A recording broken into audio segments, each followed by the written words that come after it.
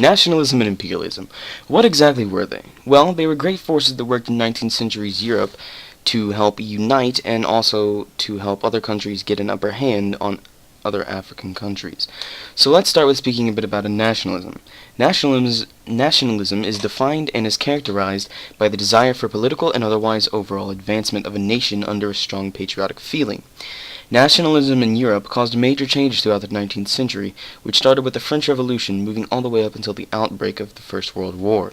It provided a spark for the revolutions of 1848 and as a spark for the unifications of the states of Germany and Italy. It also led people throughout all the nations of Europe to come together in larger cities and become more culturally the same within their own country. First of all, a case study of nationalism, we need to understand what was happening during the time of the German unification. And in the time, Prussia was allied with the North German Confederation, who recently had been at war with Austria and had annexed the South German states. And so to get the North German Confederation and the South German states conglomerated into one large German empire, Otto von Bismarck used a strategy called realpolitik, which was politics or diplomacy based on power. However, in Germany, it meant different and had a less negative connotation to refer to politics against or in opposition to idealistic politics. Now, an example of this was during the Franco-Prussian War, and this was a rather large unification factor for the German Confederation, because it allowed the North German Confederation and the South German states to become the German Empire. Now, the way in which this is used was that Otto von Bismarck of Prussia knew that to unite the North German Confederation with the Southern German states, some sort of larger action was needed, such as war, and so due to instabilities caused by the annexation of the states, a war with France had become inevitable, and also deemed necessary to unify the states into a large German empire. The war lasted for 9 months from 1870 to 1871, and in the end, Germany arose a united empire. Conveniently, another unification period ended the same year, the Italian unification, which began back in 1815 with the Congress of Vienna. This unification sprung a series of Italian independence wars against Austria, annexing series of lands and uniting the states in the Italian peninsula. This ended with the capture of Rome in 1871. So on to the next idea, imperialism. So what is it? Imperialism is defined as the policy of countries, generally with a stronger influence and larger, extending their own rule over a smaller, less powerful nation or land, for their own political or otherwise economic or strategic gain.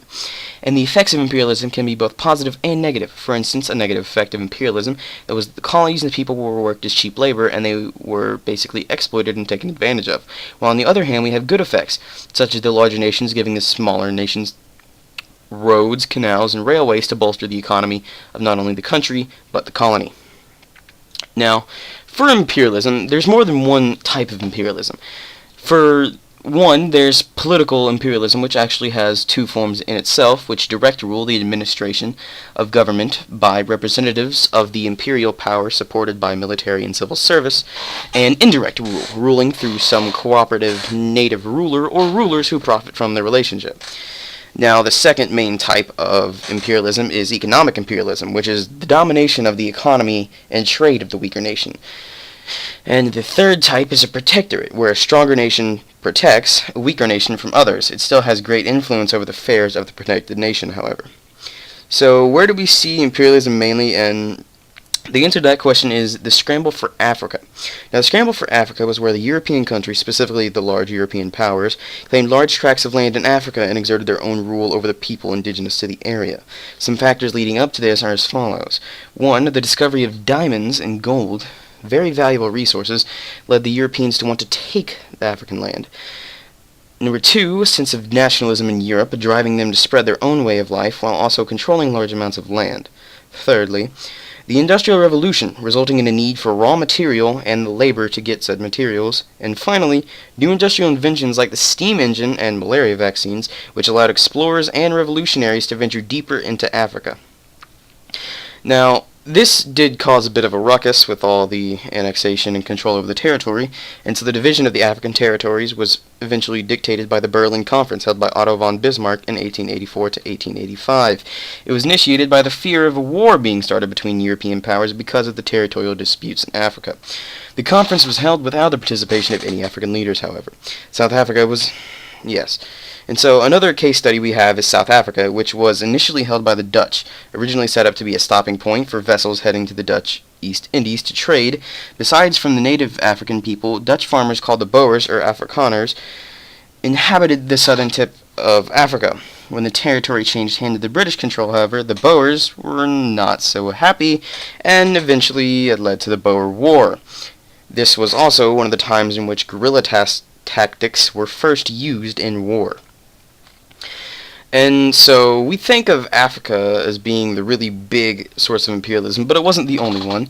Just as all the European powers scrambled to take over Africa, they also scrambled to claim territory in Southeast Asia as well, as it was a vital link to trade with China. The territories claimed by European countries are as follows: Netherlands, which claimed the Dutch East Indies; England, which claimed Burma and the Malay Peninsula; and the Spanish, which claimed the Philippines. The United States eventually ended up winning the Spanish territory of the Philippines after the victory of the Spanish-American War, and the only remaining independent state left in Southeast Asia happened to be the Kingdom of Siam.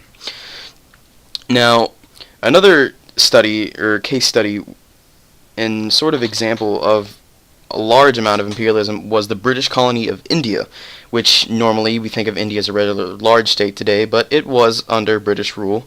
And the interesting thing is that it was kind of at the center of the British economy.